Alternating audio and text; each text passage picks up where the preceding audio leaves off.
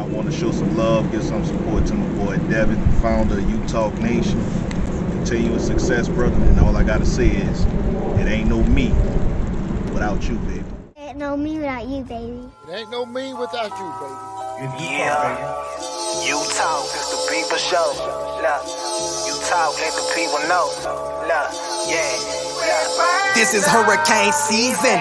Only legends come up out there, you like Chris and Teigen. Name a letter better, W, that's what we preaching. Hurricane force winds whenever we breezing. Got rings for a reason. Look, we treat a gator like the swamp people. And Seminoles like the block people. And for my dogs, I will drop people. Just being frank, I got they flank like a cornerback. And I ain't even much a Florida cat. But hurricanes, I know more of that than most. Cause I seen them turn our houses into boats. That's that real talk, baby. I hope you was taking notes. That's the real talk, baby. Yellow Nation, coast to coast. It's that U-Talk. Yeah. It's U-Talk, baby. Yeah. It's U-Talk, baby. #1 podcast. I got the ghosts in the building, y'all. I got the ghosts in the building tonight, y'all. Y'all got to excuse me, man. I'm traveling. I'm so sorry. It would happen. As soon as the show was about to start, y'all, lightning struck and it knocked the doggone power out, man. I'm so sorry. This is my 4th week in a row on the road.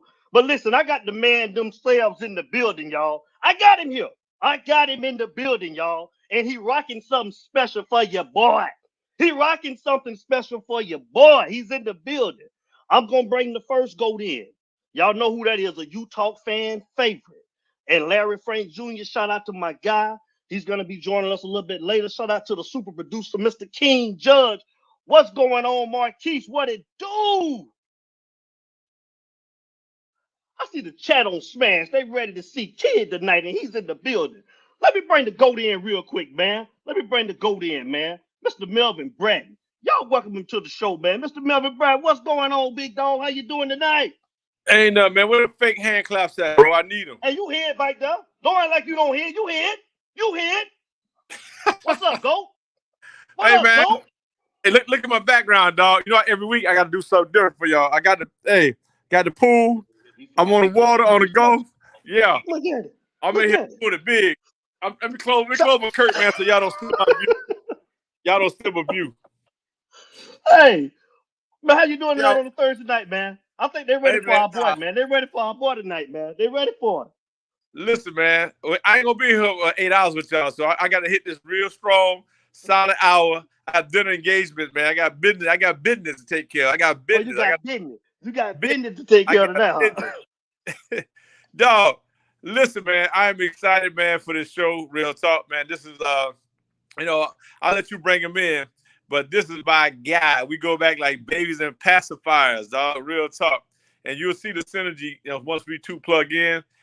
And it's on go. So listen, U-Talk fans, I need y'all to share this entire show. I got to get to 40,000 viewers. I got to break this record. I'm asking y'all, get your grandmas, aunties, everybody. Say Big Sexy Mel B is on there. I got the white beard popping. You know what I'm saying? I got to get a haircut tomorrow. But y'all got to go ahead and crank this thing up, Mike. That's what's up, man. That's what's up. Hey, U-Talk family, man. Listen, y'all know we start every show now. It's Mel B in the house tonight. The GOAT. We got 2 GOATs, man. On one show, y'all. 2 GOATs. 2. So let's get to it. Without any further ado. Y'all know this guy, man. Y'all know he needs no introduction, but I'm still gonna do it. The man himself. The man himself. The king of rap. He was one of our favorites. You seen him from Kid Play. The group Kid Play. You know him as Mr. Christopher Reid, a.k.a. Kid. Welcome to U-Talk, brother. Y'all bring him on in, man. And you see what he got on his head? Mel B, look at him. Well, my dog fresh, ain't he? He in the building. Hola. Yeah. Come on with it. Hey, rolling, Kid Play now. Let's go with it, dog. He's in the building, y'all. Kid, man. What's going on? First of all, brother, I'm fresh to death. Thank you. Don't play me. I'm fresh to death. I'm fresh. I'm super fresh right now. I'm fresh. right? Kid, man. It's an honor to have you on the show. I got the package, so you know I gotta rock it. Thank you, man, brother. I appreciate it, man. Kid, thank you. This is awesome. Hey, Mel B, where you at? What city you at? Where you at? I'm actually in where am I? Biloxi, Mississippi. What? And, yeah, I'm at the Hard Rock. Look, dog, I'm balling, dog. Listen, I'm balling, dog. Look at. I see.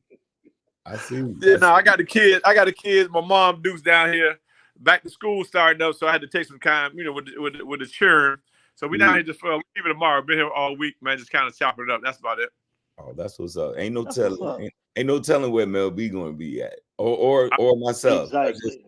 I feel too like you, dog. I ain't got no backup dancers. I ain't got no band or none of that. None of that, bro. Hey, kid, man. Hey, and I just missed you. In Miami. We was down there, man. And you know what? I'm kind of glad in a sense because I got my life together. Oh Lord, yeah, it would have been bad. Hey, listen, man. Hey, Dev. Let me tell you what do right here. We met. I let him tell it. Let me get his side first. Kid, tell him how long we go back, and then he'll understand the relationship that you my brother that I love, and like we own some real brush shit, real talk. Yeah, well, I tell you this: the glue that was a lot of the glue that brought all these really cool people together. It was like one person, and his name was Derek Thomas. So Derek Thomas got all of us together. You know what I mean? He, you know, I don't, you know, that's how I met Mel B. That's how we all started doing Third and Long. His foundation, we would come there every summer, every June or whatever like that. And we just really enjoyed each other. We coming from different places. I'm coming from entertainment. You know, Mel B is coming from athletics and things, but Mel B was always an entertainer. He was the original entertainer athlete. But you know what? We just found out that there's so many great friendships that came up out of that, and that was because of a DT. We talking about Cornelius Bennett. We talking about Bruce Smith. We talking about Nate Odoms. We talking about Highsmith. We talking about Bain. You know what I mean? These are like great. And come to find out, you know, I was a big UM fan when I was a kid, and you know, long before we had met. And then just to get an opportunity to meet and kick it with Mel B, like man, we spent a lot of time together in Atlanta. You know what I mean? We did a lot of things. You went over at Magic City, was you, kid? Oh man, we went all in places, man. That wasn't the only place. We was in the Rolex. We was in the you know what I'm saying? Mel B had all. He had remember Chicago pizza? We was up in that. Hey Dale, listen. I will tell you a quick story. How crazy it is. So Kid coming in for LA. He said, "Yo, I'm coming in. I had a break because they was on a tour, some shows. So he called me up. This is the 90s. He called me up and said, bro, I'm coming through. I need a break. I'm gonna come chop it up with you. I'm flying in, da-da-da-da. I'll be there for like about 5-6 days. So I was like, all right, cool. So this chick was trying to, get at me as far as on my players. She worked at a BMW dealership, right? So so she was on my mind, kept like bothering me, trying to get my players. Anytime you want a car, just let me know. You can test drive it, whatever, like that, right? So when Kid told me he was coming, he said, man, you got me? I said, yeah, I got you, dog, like that. Dog, why I got the big 750 brand spanking new, had about 10, 15 miles on the car, right? I pull up in the joint at the Atlanta airport. He looked at me. He said, dog, you got a new whip? I say, nope, but for the week, I do, yes. And guess what? And how many miles we put on that car? No, that girl got that car back inside crying. It's about 5,000 miles. Hey, they say the ladies being hard. We went everywhere in that car. That car was crispy. And you know what? We was in there, and you know what record we was playing? You remember what record we was playing? We was playing that next one. We was playing that next one. DB no more crying. Hey,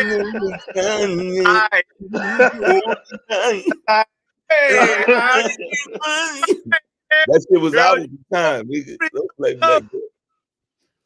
was jamming that joint when the 750 flossing. Yeah, we had the roof pulled back too, Dale.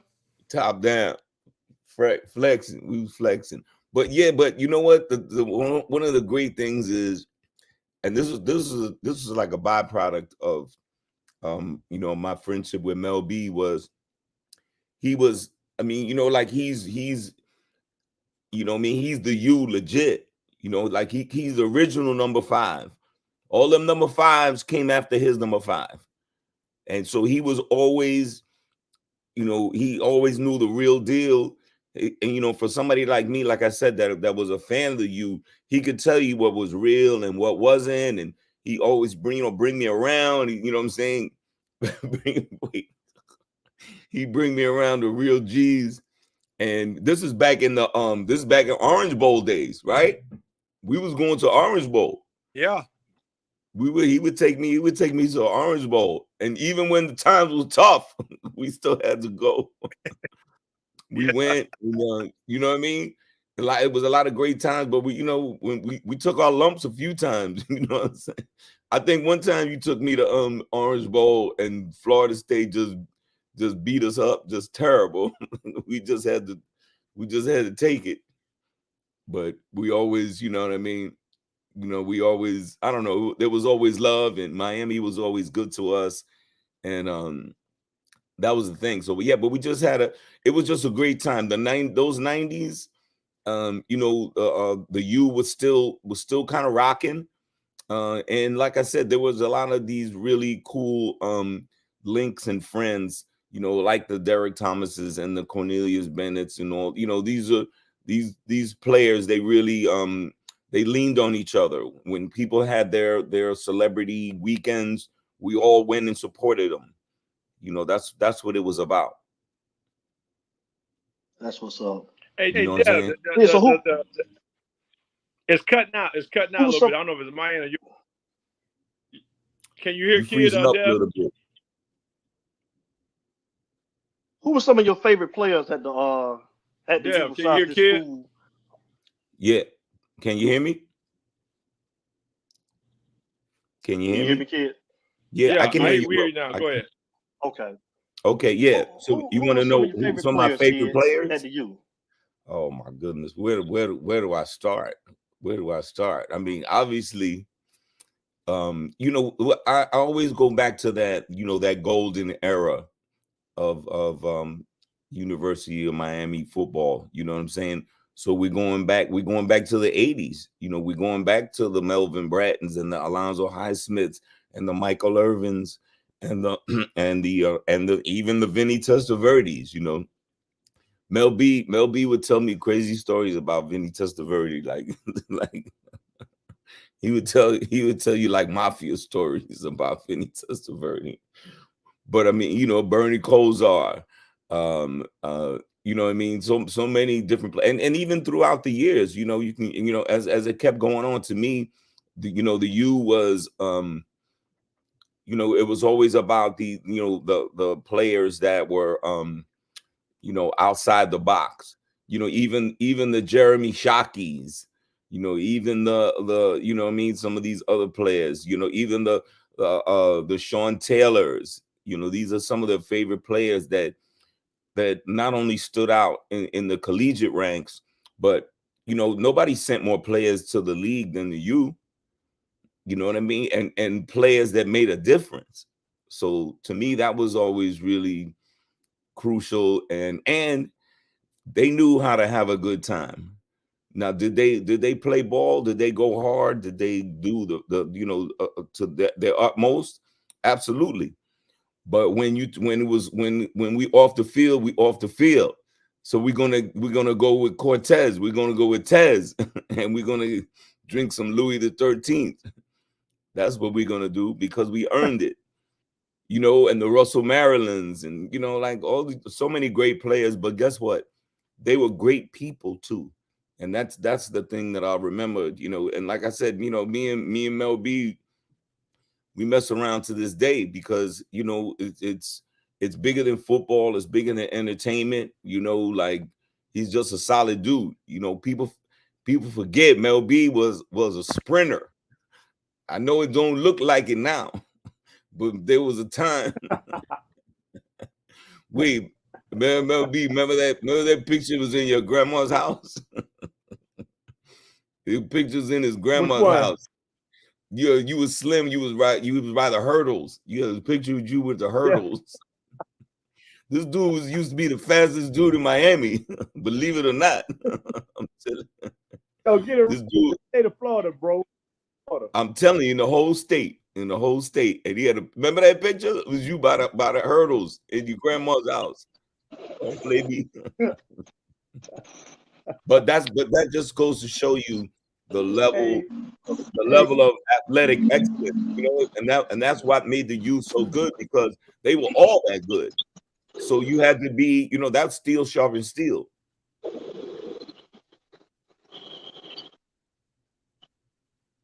Hey, Larry Frank, you in there, Larry Frank? Yeah, man. Hey, look, I told you I wasn't Mr. Kid, man. I told you what I told you. I broke down earlier. Didn't I tell you I wasn't going to miss this opportunity? What's up, Mr. P? What's happening? What's up, D? And man, the fella with the high top fade, what's happening? Hey, it's looking wolfy today, yo. No, man. No, I had a little difficulty today, had a little breakdown and all of that. But hey, I still got 2 hours to go. But I said, man, I'm gonna pull the rig over and come on for a couple of minutes and fellowship with my people. Mr. B, how you doing? Look. Can y'all hear it? It's cutting out a little bit on my end. Are you coming in now? That's that Mississippi internet you working with. That's what's going on. Well, I just got back in Louisiana. I just passed you about 30 minutes ago.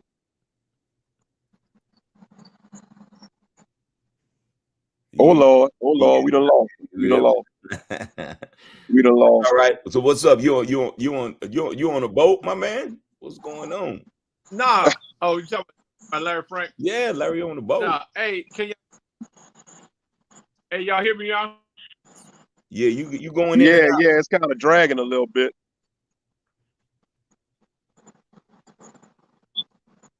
Hey, kid, real talk. The fans want to know, how did you get started? Give us your background on as far as you being that entertainer and being from New York. How did you get started? What gave you that start, that motivation? All of us played football. We practiced. We did this, but you had a gift. So how did you give the fans on your start of who you are? Okay, well, look, I wanted to be an athlete, but I just wasn't good enough. You know, I was too skinny. I wasn't, you know what I'm saying? I wasn't rough or tough enough. But where we grew up in New York, in Queens, New York, we had like you know, the friends that we grew up with, we were all on that creative tip, on the entertainment tip. And you know, we didn't know that you could make a living at it. You know, when we first started, we were just like, it was something to do. You know, it was something that made us different, and it was something that we could come together. But as time went on, you know, we started thinking, well, hey, maybe it might be to it.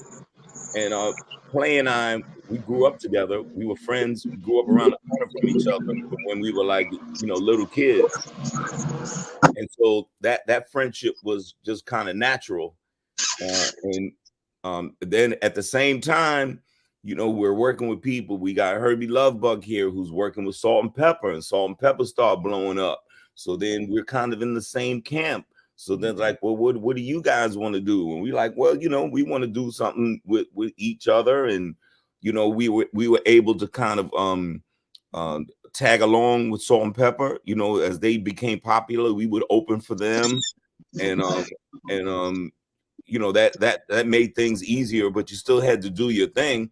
And there was a, you know, don't get me wrong, there was as in athletics, I'm sure from what you told me all these years, Mel B, there's a lot of disappointment, but that's what you have to get through to get to where you want to be. You know what I mean? If there's no disappointment, then, you know what I mean, that's what kind of separates the people that make it from the people that don't, you know. And I think in entertainment as well as athletics. So, you know, we took some L's, but I think it was good that Play and I were together as friends. We could kind of lean on each other.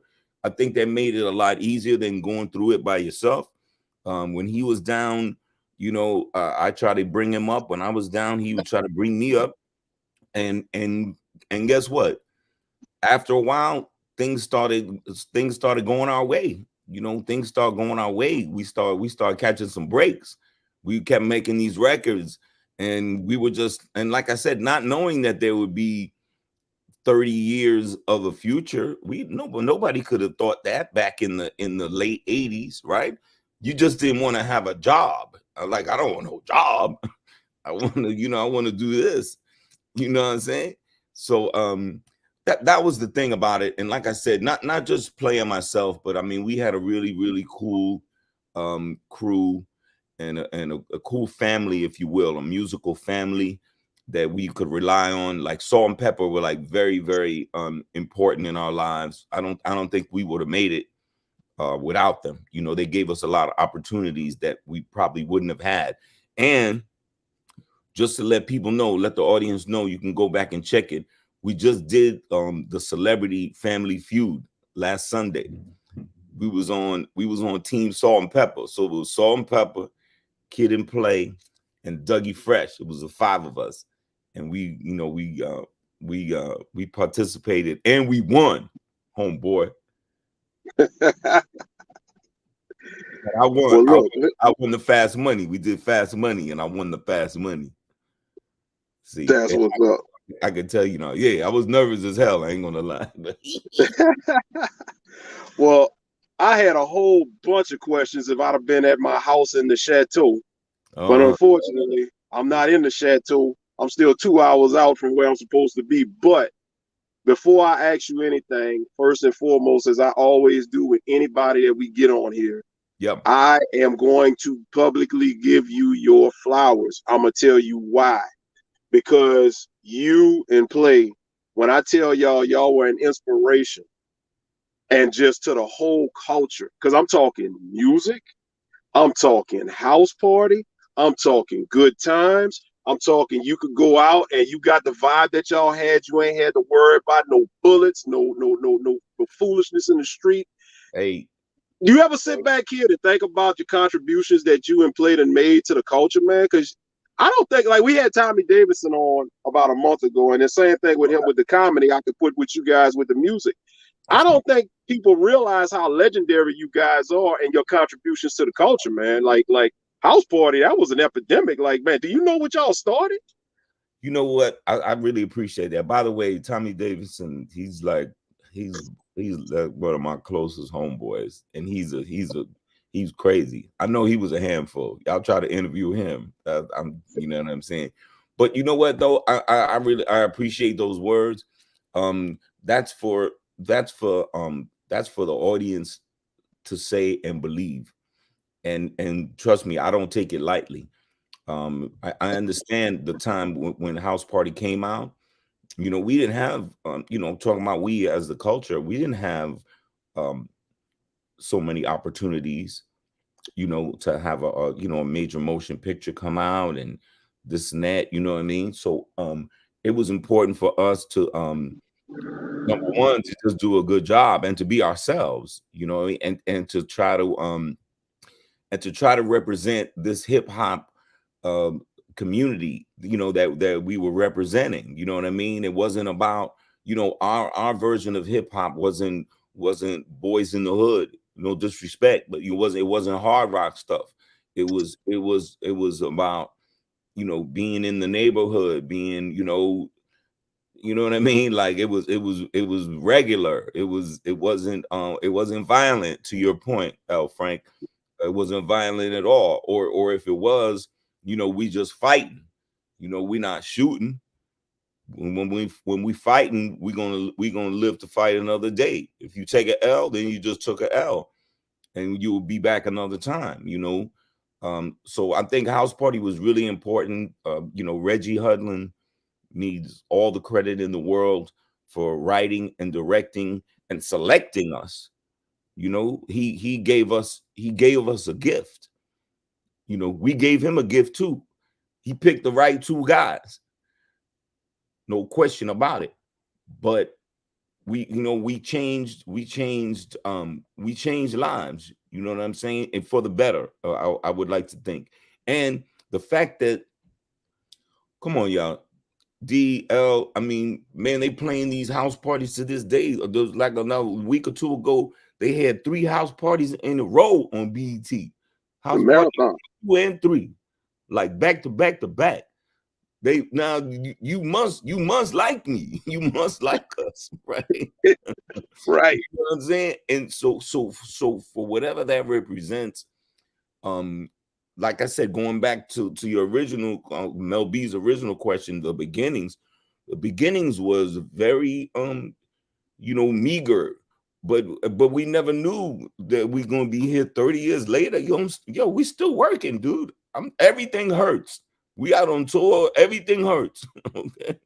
We sponsored by Icy Hot, Bengay. We sponsored by Oxygen.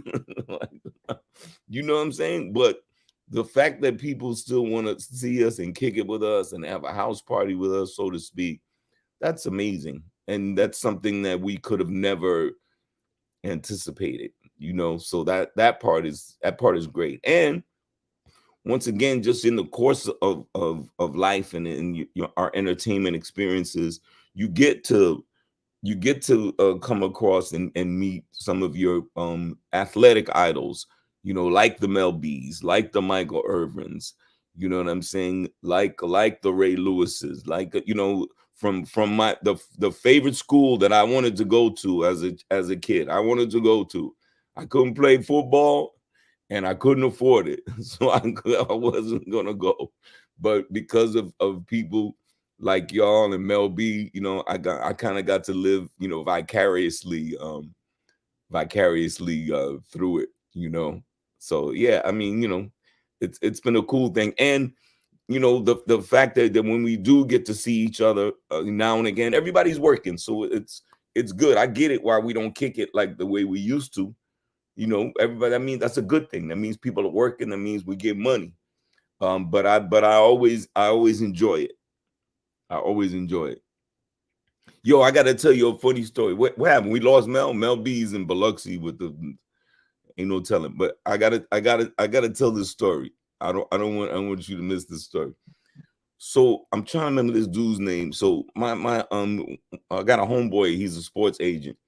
So he was tight with the he's like the chaplain of at the U. He's a brother. I forgot dude's name. I'm sure you know him. So the chaplain says, "Hey man, we want kid to come and speak to the team." You know, they were doing good that season. You know what I mean? They were like, I don't know, 71, 72, something like that. But they had a big game coming up against Maryland.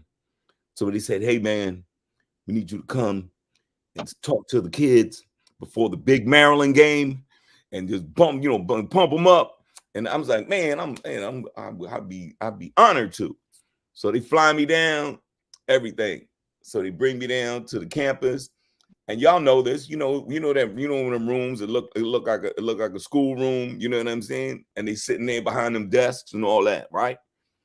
And Randy Shannon was the coach at the time, right? So you know Shannon cool beans, right? So he's like, man, but and give it up for kid. You know they bang on the table, right? That's how they clap. They bang on the tables and shit. So man, I prepared so well for this, because I was like, man, I get to talk to the Miami Hurricanes on the eve of one of the biggest games of the season. So I put all my heart and soul into it, man. I was going way back in the days. I was conjuring up Mel B. I was conjuring up Howard Schnellenberger. I was conjuring up Dennis Erickson. I was conjuring up everybody from back in the days, Bernie Kosar and Jim Kelly, everybody. I'm just like, these are the shoulders that you stand on. And they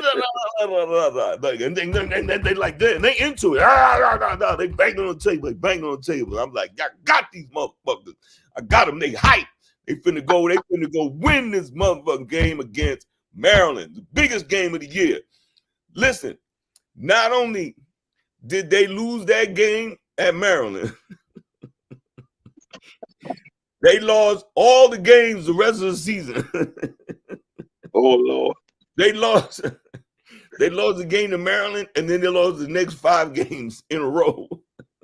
They ain't win no more that season. After I spoke to them. I try to call up the chaplain. I was like, hey man, what's going on? Hey, hello. Hey. Ain't nobody taking my call. Man. They lost all the games after I spoke to them. At that time, though, man, it was just so much craziness going on with the program and the coaching situation. It was my fault. No, we can't.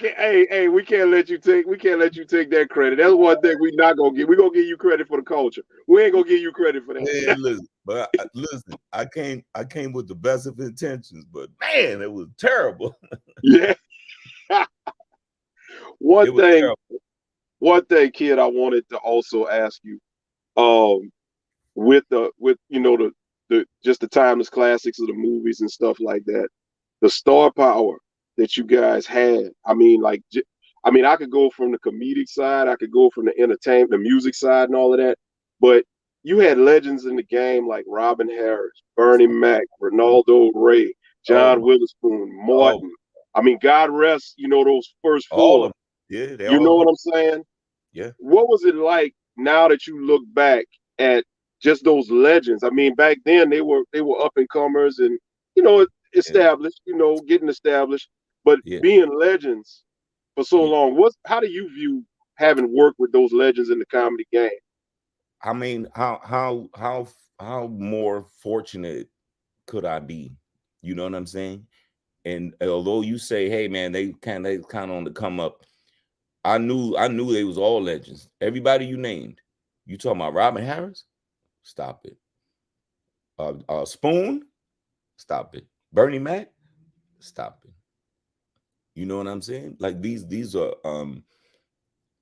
man, what a blessing it was. And we had great time. Wait, let me give you a quick Robin Harris story. You got time for a Robin Harris story? Oh yeah, I got time. Okay, so listen to this. So, we spent a lot of time together, he and I. You know what I'm saying? A lot of times, when you waiting to shoot your stuff, you know what I'm saying? So we spent a lot of time together, and he was a mentor of ours. He was our hero. He always looked out for us. He would cut us up, but he was always looking out for us. So he told me a story one time. We're sitting around. He said he was dating this girl, right? And the girl wanted him to meet her parents, and he wanted to bring him over for dinner. So you come over, have dinner with my parents and I, and they get to meet you and everything like that. So Robin's like, man, I'm nervous, man. I'm nervous. We gotta go over there and meet her parents. This and that.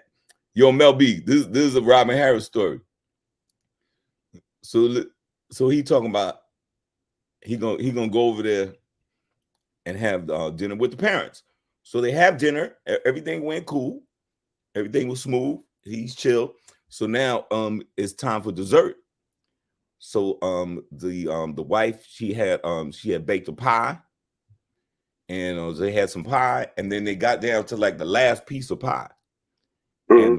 And the father was like, hey, Robin, go on and have that last piece of pie. Yeah, go on, get that last piece of pie. Robin was like, no, sir. No, I'm fine. Thank you. I had some pie. It was beautiful. No problem. And the father's like, man, go on, get that piece of pie, man. Just, what I mean? Go on, man. Mama to cook the pie. That's the pie.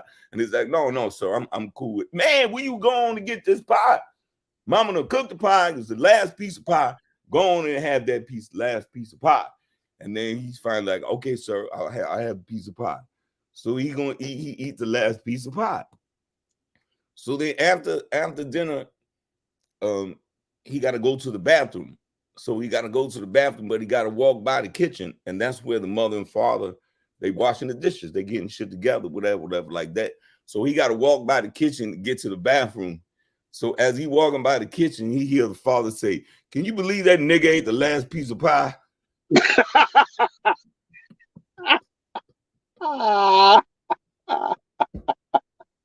Oh my God. Oh my God. So these are the stories Robin Harris is telling me. Can you believe this nigga ate the last piece of pie? And he's like, oh man. So I'm saying this is my working environment. Like, it's not even, I'm just like, I'm getting paid for this. Like, every day was fun. All the days with Robin were great. Let me tell you, I'll tell you one more story about Robin Harris real quick. It's a great story. So, like I said, me and Misha hang out a lot because we had a lot of scenes together. So what they used to do was they used to pay us. They literally gave us paychecks back then. That's how goofy the shit was, right? So we both got our paychecks. It's like a Friday. And he's like, "Man, what you doing? What you doing?" I said, "I don't know. I said, I'm gonna go somewhere and cash this check and shit like that." He said, "Come with me, come with me, come with me." And he used to drive a 5.0. He had like a pistol under the seat, everything. He didn't care. He would show it to the police, everything. And they were like, "Go ahead, Robin." They were like, "Go on, get you some donut." He was wild like that. Right. So look what he does. He takes me in his car, and he used to be the security guard at a bank in the hood. So he takes us to that bank so he can cash our checks at the bank. He's like, "Yeah, I told y'all." So he coming in, me and him coming in there. I told y'all I was gonna make it, you motherfucker. Now cash these checks. So we cashed our checks at the bank he used to be a security guard at.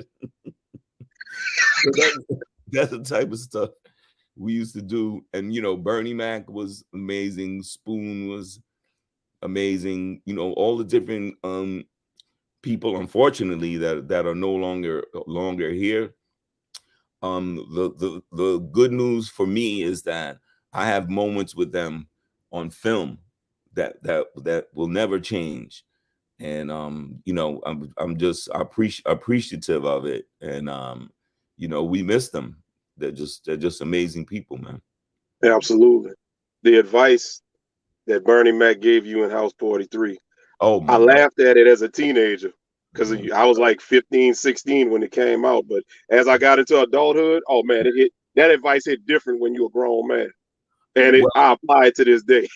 Oh no, I mean, and the thing was, I mean, these are and people don't understand, like, these are a lot of the things that we have to fight for. Like, a lot of times when you're dealing with these movie executives, and no disrespect, but a lot of them, they coming from a different culture. They coming from a white culture, and they would when we would screen these movies, and as we're trying to put it together, they would be like, "Well, I don't understand what Robin Harris is saying. I don't understand what Bernie Mac is saying." I'm like, "Well, it's kind of not your language." You know what I'm saying? Like, right.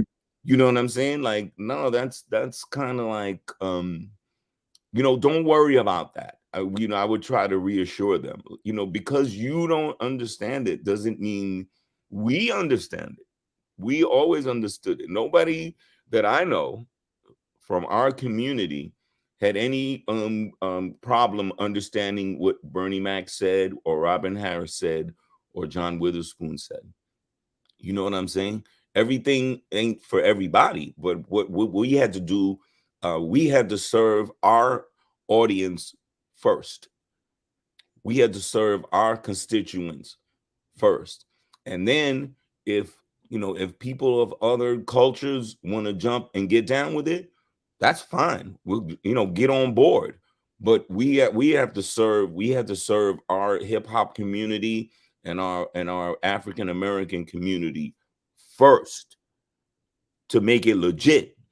And then legit like that, and Mel B knows this, when it's super, super legit in the cut, in the hood, then then that's when the white people really like it, because then they're like, oh, this is legit, this is legit, this is legit. Yeah, it's legit. Yeah, you didn't understand it at first, and that's okay. You know what I mean? It was for us first. Probably the same formula as New Line Cinema with Friday, because you know Friday, that's a cult classic. And another New Line Cinema. You know what I'm saying? Right. Very, you know what I'm saying? And very specific, right? Very, very specific. Not to cut you off, but I mean, Friday, I think, and what I think helped Friday came in the aftermath of a couple of house parties. So that I think that helped them. You know what I'm saying? And look, Chris Tucker first movie, he'll tell you, Chris Tucker first movie was House Party 3. I put him in House Party 3. Yep. I saw him at the club that night. We had this thing. We hadn't even cast this role, man. He was like he managed the strippers. And the director called me and he was like, man, we ain't got, and his character's name was Johnny Booze. And the director called me that night. He said, man, we ain't got nobody for Johnny Booze. What we gonna do for Johnny Booze? Man, I don't know. And I was at the Comedy Store here in LA. And I saw Chris, as I had seen him many nights. I saw him and I was like, oh yeah, he could do this shit. And so I saw him perform that night. And when he got off the stage, I rolled up on him. And you know, Chris is crazy. Hey, kid, what your rich ass doing? What's going on, man? You know what I'm saying? Man, what your rich ass on, motherfucker? He got out here from Atlanta. You know what I'm saying? And I was like, look, man, I got this thing. You go down there tomorrow. Blah, blah, blah, blah. And he went down the next day. And he did his part. He was managing strippers. He just had one scene, stole the show. And that was kind of that basis. So when New Line and them and Cube and them was doing Friday after that, they was easy. They was just like, man, look what he did in the house party. He just had one scene and he stole the show. You know what I'm saying? So that's another thing too. Like those days, like, look, we did a lot of things for a lot of people, man. You know what I'm saying? Like, when we had the juice, and they didn't want Martin in the joint, or they didn't want Full Force in the joint, we stuck up for them and said, nah, man, don't change nothing. It ain't broke. Don't fix it. Put them back in there, man. They send me scripts. They sent me a script one time. House Party 2 script had no Full Force and no Martin. It wouldn't have worked. I sent it back. I said, put them in. Right. Put them in. And we had the juice. We had the leverage at the time. You don't always got the leverage, but we did at the time. We were smoking hot. So that's the thing, because I don't care. I want the whole movie to be good. I'm still going to win. I don't got to get it. I don't got to have every joke go my way. If Martin wins, I win. Full Force wins, I win. Bernie Mac wins, I win. Play wins, I win. We win. And that's how we always looked at those house party movies. And I think that's the reason why that they still popular to this day, because everybody got some. Everybody got some. And trust me, the working environment back then was just super, super cool. And I wouldn't trade it. I wouldn't trade it for the world. We had so much fun. I mean, and you also have to look at the fact that I think it's safe to say Martin was coming. He was definitely coming, but House Party definitely launched him to another stratosphere. Oh, no question. But this is the thing. Like that's back in the days when we were all like really, really super tight. Like Martin was super tight with us. You know what I'm saying? Like we respected his talent. Like we knew. I think there was a time when we had a confidence in him that he didn't have in himself.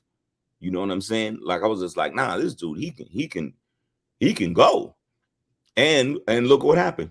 You know what I'm saying? Like, that's exactly what happened. So when but also we wanted to be mindful of, okay, he was up under us.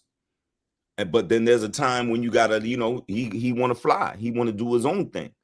And so we respected that. Like, go ahead. But at the same token, in his first season of Martin, he calls me up and go be on an episode. And I'm like, of course I will. This is your first season. This is your most important season. If this season don't go right, it might not be another season. Right. So me, him, and another friend of ours, Bentley Evans, we came up with the whole I'm dating Shanae, Forever Shanae, which is one of the most famous episodes in Martin of all time. I'm laughing because I'm thinking about it. Exactly. And it was crucial because it was in his first season. So when he asked me to do that, I was like, of course. I didn't ask how much I was getting paid. I was just like, yo, let's go. Let's go. And we did it. And it's one of the classic episodes of Martin. And, we had a sick time, doing it. You know what I mean? Like that's one of the cool things. Like, and Mel B can attest to it. The one of the great things about what we do is we always seem to find a way to have fun doing whatever that we're doing. If we're visiting and we're at somebody's charity event, man, we're gonna have fun doing it. You know what I mean? We're gonna do that, or we're gonna wherever we were going. There's so many road trips that we had over the years that that are blurry right now. But right. Those are great times and just great friendships. Hopefully now, we can get back to that. Yeah. Hey, kid, can y'all hear me now? Yes, sir. Yeah. So listen, hey, I'm gonna reveal something on this show. I got a few more minutes, all right, you know what I'm saying, to be on with y'all, to hang out with y'all joking. But listen, at my wedding, at my wedding, you and Tommy Davidson was in my first wedding. I did it twice, y'all. So I did it twice. So the first wedding, Kid and Tommy was in my wedding. Y'all talking about a classic. So listen, Ray Lewis was going through a situation, and then I invited Ray Lewis. Ray came out because when he had the stuff going on in the Super Bowl, so he was like in the shell. So that's his first time really facing the people, and all the homeboys from Miami, Atlanta, everybody there. So we at my wedding, and after everybody, I said I do, which I should have said I did, and I should have hauled ass, but that's another story. That's another episode. In there, we was in Tampa, Florida, right? So y'all from the area, you know the area, Devin. So what happened was, that's when the song "Let Me See You Squirrel" by the old man doing the squirrel dance, right? So listen, Ray, if you watch Ray Lewis right now, he stole that shit from my wedding, because when he doing that dance, the end zone dance, that's the squirrel. So every time kids see me, he'll hit that song, "Let Me See You Squirrel." He never heard that song until that weekend. And so when we hit the song at the wedding, we started knocking on the door. "Bob, let me see you, squirrel." And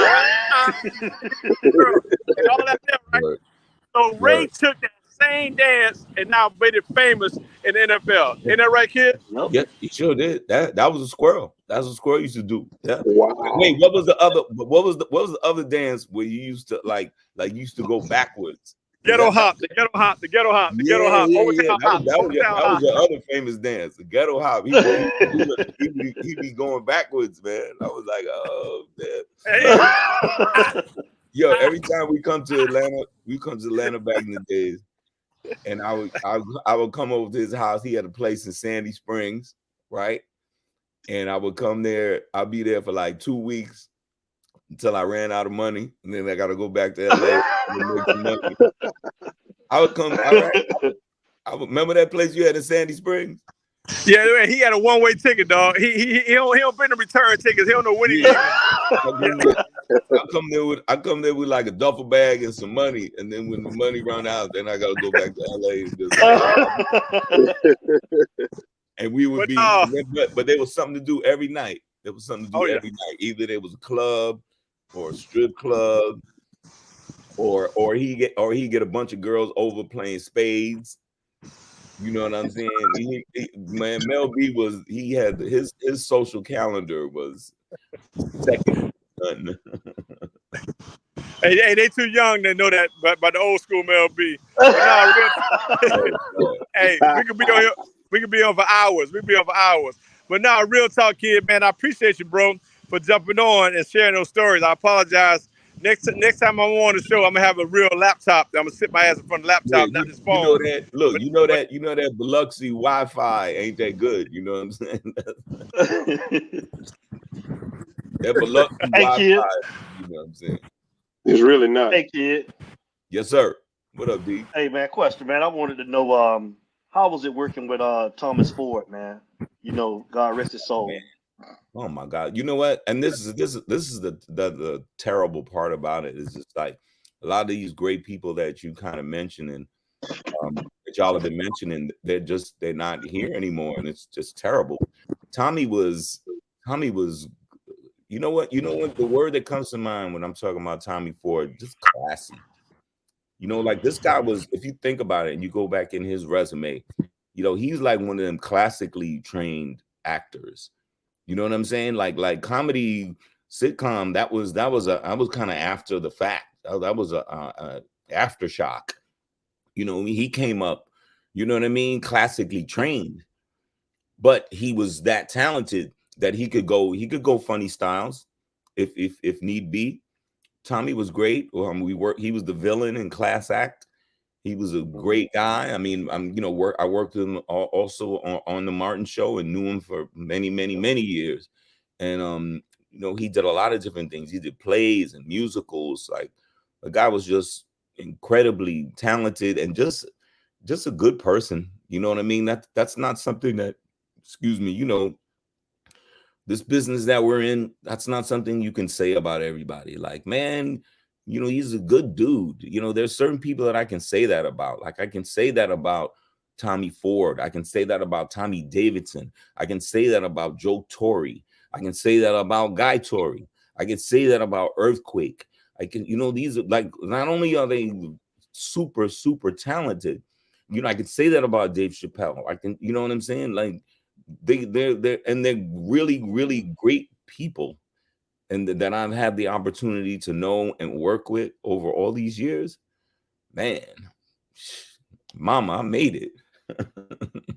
Mama, well, you did. What's up, You man? did. You did, brother. You know, it just makes me feel good about it. Like, guess what? What's to me, what's the worst feeling in the world? Like when you got to go to work and you don't want to go. You just hate it. You hate your job. You don't like the people you work with. You don't like the direction that it's going in. I don't got that. Right. You know, there's a doesn't mean that times aren't hard and there's not difficulties from time to time or disappointments. Right. But excuse me, but I just, you know, we've been living a dream for like 30 years. And then, you know, we hope it continues. You know what I mean? We got some really cool stuff going on. You know, the phone's still ringing. You know, I mean, trust me, it gets harder every year. It gets harder to do that Kid and Play dance every year. I ain't gonna lie.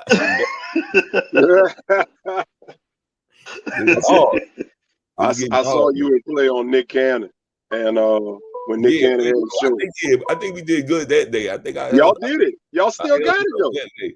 But there's some days, ooh, Lord, boy, you be struggling, man. But love out there is so strong and vibrant. You know what I mean? And they, you know what I'm saying? We just came back. Shoot, we was in Washington State. Like I said, I just missed Mel B down there in Miami. We did a private show for these white folks on a yacht. You know what I mean? So it's all good. You know, the phone ringing, phone's still ringing, and we're grateful for that. And you know, we're just trying to keep going. But let me ask y'all this, while it's on my mind, while I got my Utah, how do y'all feel about the coach say he gonna retire the turnover chain? I don't like it. I love it. I don't think it was part of the culture from the start. You like that he cutting it? Yeah. I like it. I agree with it. I'm okay with it. Cut it to we cut were it just out. Celebrating the wrong thing at some that he's cutting it out. We were celebrating the wrong times, kid. When we losing 48-7, they still pulling out the turnover chain. I just feel like that was dumb. You know, I don't feel like it represented what this GOAT that we got on the show with us, man, like how they play ball back in the day. I'm glad that he got rid of it. Hey, kid, to answer your question, that was a coward move in a sense like that. That's like you're trying to take the shine off of the game. You're trying to take the shine off of your mistakes. You're trying to take the shine off of whatever. You're marketing for kids to come there to put that chain on. You know what I'm saying? So that we would have never had pulled that chain out. Like bro said, we down by 30 points. Why in the hell that chain shouldn't even never come out that box? Because I mean, we get your ass whooped, you sitting there putting a chain and you're celebrating. And you're getting date rape on national TV, that's false. Man, excuse me, lady. I didn't mean to say that. I apologize. I'm about to say that no, kid, real talk. That's a disrespect. Yeah. And I'm glad he shut that crap down. Yes. Okay, and how do you feel about him in general as a coach? Well, let me tell you something. I was part of leading the band to run his ass out of there. All right, number one. Devin came down to it. We had a big week, a thing on one weekend. I had all the players. Eddie Brown. I had Jim, Chuck Foreman. I had O.J. Anderson. You digging in the crate. Abra Bentley, all the way up to Lamar Thomas. Earl Little. All of us. Jesse Armstead. Yeah, Jesse Armstead flew in from New York, worked with the Giants, took the time. I pulled everybody out, and Devin was in the audience. He saw this, and we spoke about how we disappointed. And one of the things that I said, and Devin can back this up, we needed somebody who had put shoulder pads and cleats on, walked through the Heck Center, which is our facility, and put those shoes on Green Tree. You got to understand the psyche of us at Miami. We're not well mentally. You know what I'm saying? It's something about that color and then that smoke. When we come out, I ain't going to say what kind of drug I think it is, but we play on another level. Man, he was preaching. He got right. Yeah, he was getting into it. Nah, there we go. No. So what I'm saying is, kid, we needed somebody who understands the culture and the mindset of us. These guys, these microwave coaches that they bring in and do all this crap like that ain't helping us, Don. That ain't helping us at all. You know what I'm saying? Like that. These guys, they were more excited to put on the uniform and the dress shirt to go out there and be seen as opposed to the kids and care about that. We need somebody to bleed the orange and green, bro. And we got that dude. That dude right there, he don't sleep. He's up at 3 in the morning. Highsmith got the job. Alonzo's now the general manager of football ops. We talk every day. When I tell you the passion of that building, and we're kicking ass out here for our signings, we change the culture. It's cool to go to Miami again, like what we did. We want to go to Miami now. Everybody want to stay home, want to stay and go to Miami. How the hell 4 guys in Alabama secondary 2-3 years ago starting in the secondary for the national championship out of South Florida? That should never happen in 100 years. Crazy. Right. You got to keep them boys home, right? You got to keep them home. Yeah, but we got it now. So Mario is doing a good job. He did the same thing that Stellenberger did, Jimmy did. We circled in the block. In West Palm Beach South, he circled that whole entire deal. Keep the boys home there and watch the program going to change. We're not there yet. We got another year. I said we'll be competing for the ACC championship, which is, that's garbage. But we should be playing for the national championship in another 3 years. And he did big things at Oregon, didn't he? Yeah, I mean, you know what, though? He learned the Nick Saban way on how to do it. You know what I'm saying? Nick got, for every player, there's 3 guys that coach. I mean, for every one coach, there's 3 players that the coach works with him individualized. One coach to 3 players. So he got like 70-some people that's in the football operations. He's bigger than the NFL. Now he leads Alabama as learning the Nick way. He goes out there and see the Phil Knight way. So guess what? The bag, understanding how to go recruit, how to set those things out. You know what I'm saying? As far as, you know what I'm saying, having the laptops inside the locker rooms and all the stuff, the Nike, 8 uniforms to show that swag. So now guess what? He got a combination now. So he's going to come back. He's implementing that whole winning environment, the weight room, the environment, the eating, the training, the toughness. So I've seen the change in the last 6 months already. The mindset of the guys that have been there, they're running to the ball. They care about tackling. You cannot give up a touchdown like Bain or Benny Blades or, Donnie Ellis, and they okay with it, come out the sideline. we about to fight, dog. Like, man, you done lost your damn man, bro. You don't let the motherfucker beat you. Come on, bro. So, you know what I'm saying? We hold it. But unlike y'all back in the days, they're not gonna be going hanging out at Club Strawberries. Listen, it takes a hell of a dude to do that and smell like liquor and come in there and ball out. You know what I'm saying? Don't lie. Y'all used to be up in Strawberries. Don't lie. Every Wednesday night. And listen, every Wednesday night we'll be at Strawberries. But guess what? We got in at 5 in the morning, but we got up and went to practice. We scrimmaged. We balled out.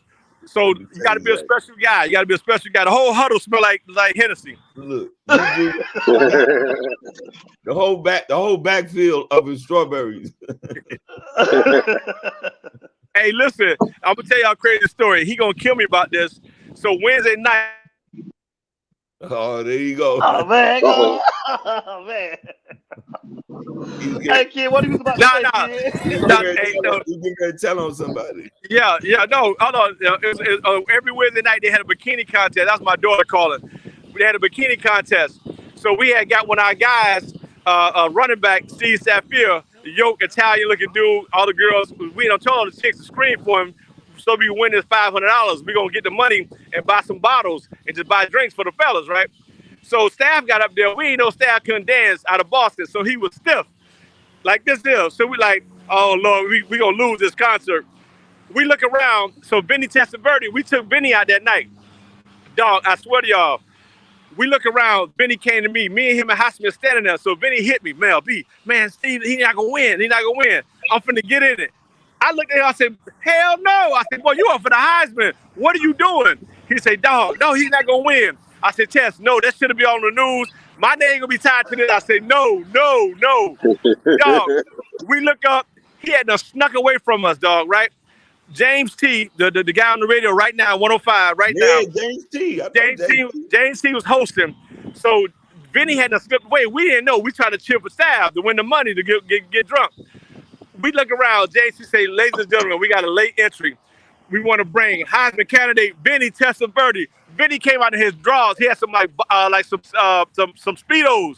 Dog, he went in the crowd with all the black women. They grabbing his butt. They grabbing his front. They grabbing his front. Dog, he in there rocking. I'm talking about he jamming. He won the contest, hands down. Dog, I could sit down. I said, man, they gonna kick me up the school campus because this dude here is not. Why? I said, why with me? But he won the contest. He hate when I tell that story. But wasn't it something like back in the days? Anytime anything went left when y'all was out and about, you know, the first dude they come to ask about is you. You the first one. You like, hey, like law and order, SVU, bang bang. They like, all right, Melvin Bratton. No, kid, for real talk. Hey, Deb. We know you had something to do with this. Hey, Frank, listen. Anything on the campus happen, the piece of man get robbed. They call I'm in the bed. Mel B, tell whoever it is that robbed the piece of man, they asked me to be here at 8 in the morning before I get off and do that. Dog, when a shooting happened in Miami, a shooting, the police people called me, Mel, let us know who so they need. I'm like, dog, why y'all call my phone? In 5 minutes, I wouldn't know what the hell happened. It's true. So they know you know. They know you know. What happened in Carroll City? There was a purse snatching in Carroll City, Melvin. That part. Hey man, I love you. I gotta go, man. My daughter and I'm hungry, and I'm gonna do this. But y'all can keep Kid and ride out a little bit if y'all want to, man. Kid, love you, bro. I'll hit you up later, man. Appreciate you doing it for my brothers, man. Next time all right, Mr. B, appreciate you, bro. All right, fam. I hit y'all. Appreciate it. One. All right. Yeah, I was about to do the same thing, man. I gotta get back on the road. Let's do it again, bro. Let's do it again. Maybe when the season starts, man. I've been a lifelong Canes fan. I'm excited. Like I said, I wanted to ask y'all about how y'all felt about the turnover chain, and he's trying to change the culture and bring it back up to where it needs to be. So you know what I'm saying. If y'all like it, then I love it. And it's about time for the U to return to. Return to prominence. It's about that time. Most definitely. Most definitely. Kid, man, we appreciate you coming on the show, man. Thank you for doing this, brother, man. We love you, man. Much respect Yes, to you, sir. man. Hey, thanks for the gear. I man. got the shirt. Wait, hold on. I got the shirt. I got the... He's with the start. Certified.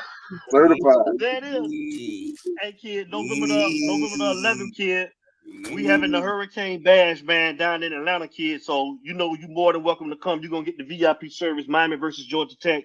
If you in the city, man, come on down and party with us. Mel B gonna be there, and all the rest of the guys too. So I send you the information. When's that going on? I need to be there for that. November the 11th. November the 11th. Yep. Yeah, I might do and look, that. if you come down, it'll be an honor because I used to do it with all my partners. If you come down, I want to do the kick step dance with you on stage. DJ, yes, sir. I just had my playlist listening to Rolling with Kid and Play all the way from Mobile. And I'm about to put my playlist back on and listen to Rolling with Kid and Play. I got another hour and a half I got to drive. But I'm telling you, if you come down, I want you to do the kick step dance. I'm going to play. I'm going to be play. Oh, we're gonna get you right. We're gonna get you right. You know, I need to get with the mouse. Playing Tallahassee. We're gonna try to get him over there too. You know cool. Cool. That's what's up, man. Y'all That's what's up.